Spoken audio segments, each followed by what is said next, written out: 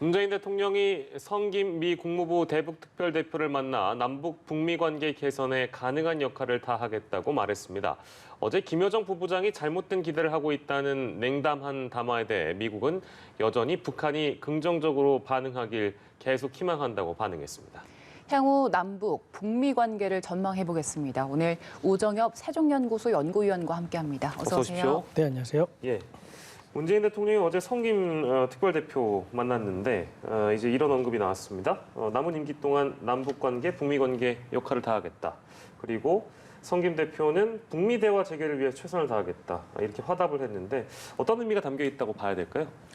일단 미국은 지난 4월 30일 이제 대북 정책 검토를 종료하면서 북한과 대화를 하기를 희망한다. 미국은 상당히 유연하게 접근할 준비가 되어 있다라는 이야기를 했습니다. 물론 그 유연한 접근이라는 것이 구체적으로 무엇인지 아니면 북한이 이야기하는 뭐 다른 셈법인지 아니면 다른 선제적 조치가 있는 건지는 전혀 밝히지 않았지만 어쨌건 북한과 협상이 시작될 경우 미국은 상당히 유연하게 접근하겠다라는 의사를 내비쳤습니다. 네. 근데 이제 아직까지 북한은 기존에 가지고 있던 입장에서 이제 벗어나지 않고 있는 것으로 보이는데요. 예. 그럼에도 불구하고 이제 한미 양국은 어떻게든 북한이 대화에 나오기를 기대한다라는 메시지를 계속해서 보냄으로써 예. 북한에게는 언제든 대화의 창이 열려 있다라는 이야기를 강조하고 있는 것으로 보입니다. 네.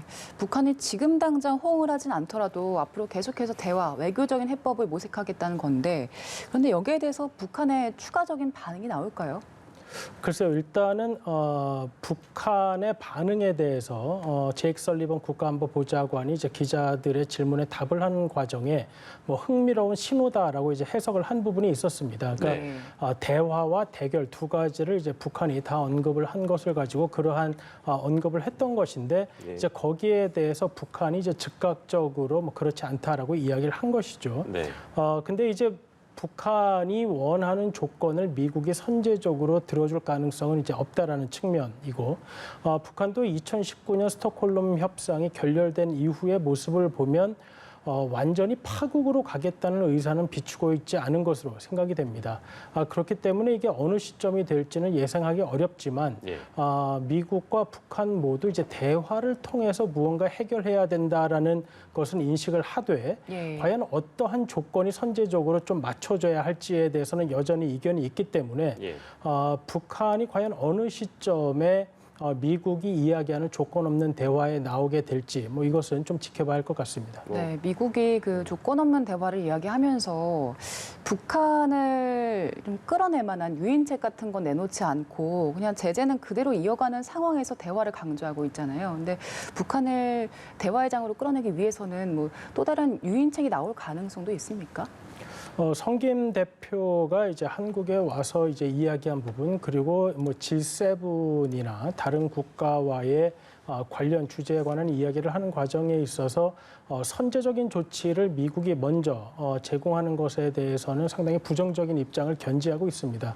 그렇기 때문에 미국은 저번에 5월 달에 한미 정상회담 이후에도 그 토니 블링컨 국무장관이 인터뷰에서 공은 이미 북한에 넘어가 있다라는 표현으로서 더 이상의 선제적 조치를 할 의사는 없다는 점을 이야기를 했고요. 예. 또 동시에 미국은 미국의 이러한 입장이 북한이 당장 협상에 나올 것이라고 기대하는 것은 아니다라고 이제 이야기를 했습니다. 그렇기 네. 때문에 미국은 상당히 중장기적인 관점에서 북한과의 협상을 바라보고 있다라는 차원에서 지금 임기 내에 어떠한 진전을 바라고 있는 한국 정부와는 조금 시각차가 있다고 봐야 할 것 같습니다. 예. 알겠습니다.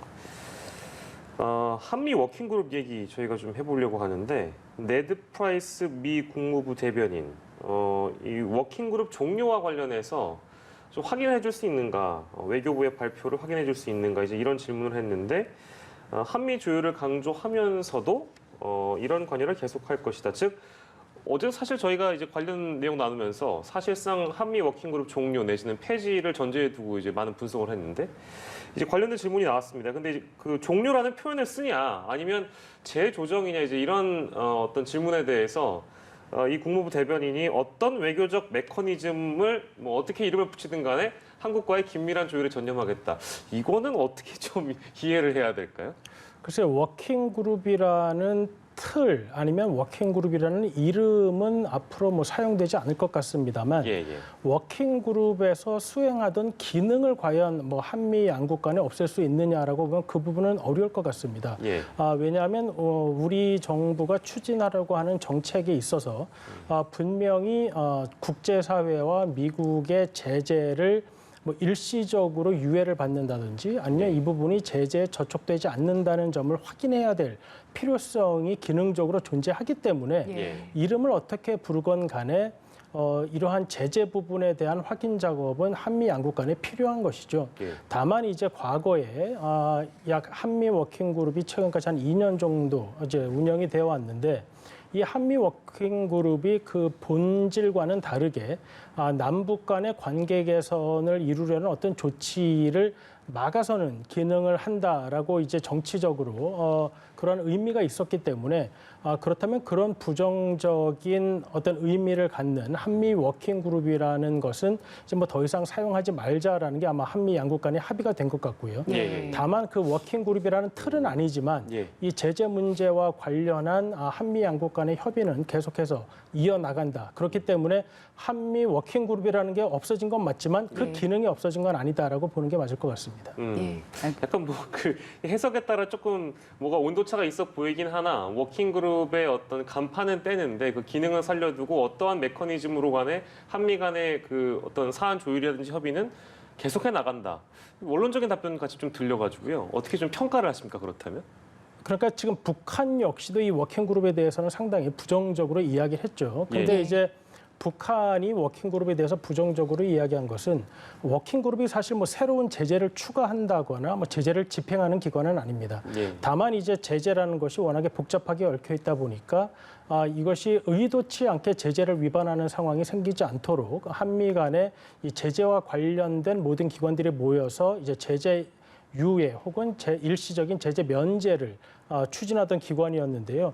그렇기 때문에 이 기능 자체를 이제 없앨 수는 없는 것이죠. 그러니까 워킹그룹이 새로운 제재를 부과하는 게 아니고 기존에 유지되어 온 제재에 대한 해석을 하는 기관이기 때문에 이 논의기구 자체를 없앨 수는 없는 것이고 예. 앞으로 남북 간의 어떤 진전이 있다고 하더라도 이 국제사회의 제재를 위배하면서 할 수는 없다는 것이 또 우리 정부의 입장이기 때문에 예. 이 기능은 살아있지만 정치적으로 북한에 보내는 메시지는 북한이 원하는 바에 대해서 이 정도까지 신경을 쓰고 있다라는 메시지를 전함으로써 예. 남북 관계 그리고 북미 관계의 개선을 바라는 한미 양국의 의도를 전달하려는 예. 그러한 목적으로 볼 수 있겠습니다. 알겠습니다. 네. 그리고 북한 상황도 짚어보겠습니다. 김정은 위원장이 이례적으로 식량난을 토로하면서 앞으로 나섰잖아요. 그런데 중국과 러시아와의 교류도 그동안은 안 하고 있었는데 이제 그 교류를 하고 지원을 받는 걸 더 이상 안 하기는 어려운 상황인지 외교관들이 상당수 백신을 맞으면서 이제 외교 활동에 나서기 시작했습니다.